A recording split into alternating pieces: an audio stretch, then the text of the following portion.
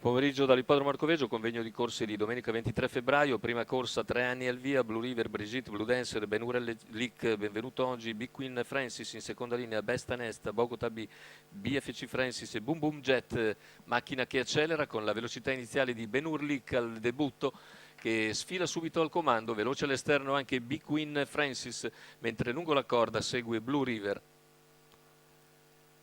Ha conquistato in breve Numero comando 8 Bogota B, squalificato. l'allievo di Tiberio Cecere, sbaglia intanto anche Big Queen Francis e così in seconda posizione rimane Blue River seguito da Basta Nesta che ha chiuso favorito, 2,76 la quota per l'allievo di Roberto Vecchione, al comando c'è invece l'allievo di Tiberio Cecere guidato da Roberto Andraghetti al debutto, 37 per i primi 400 di gara, più indietro in quarta posizione BFC Francis.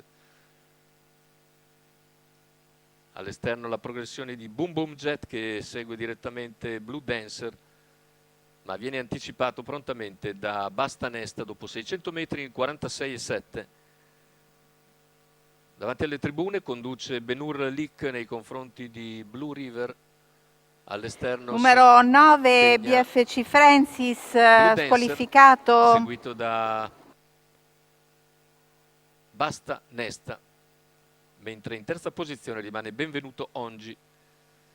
Più indietro Brigitte, ha sbagliato anche BFC Francis e siamo al chilometro completato nell'ordine dell'1:17,5.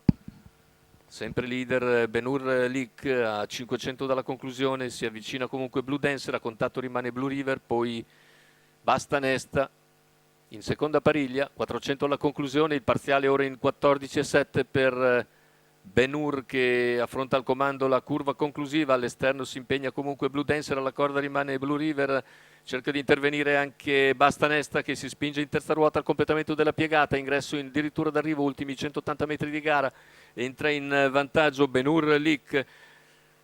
Ci prova ancora Blue Dancer, a centropista si ingamba Basta Nesta, finale con Benur Lick che controlla agevolmente nelle battute conclusive, vince sullo stesso Blue Dancer che precede Basta Nesta.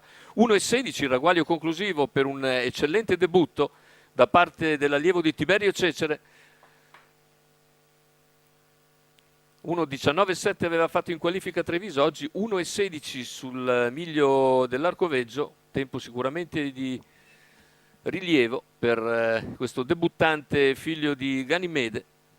Al secondo posto chiude un progredito Blue Dancer che se la fa praticamente tutta scoperta e al terzo il favorito Basta Nesta. Andiamo a rivedere 4, 3, 7 l'ordine d'arrivo della prima Arcoveggio.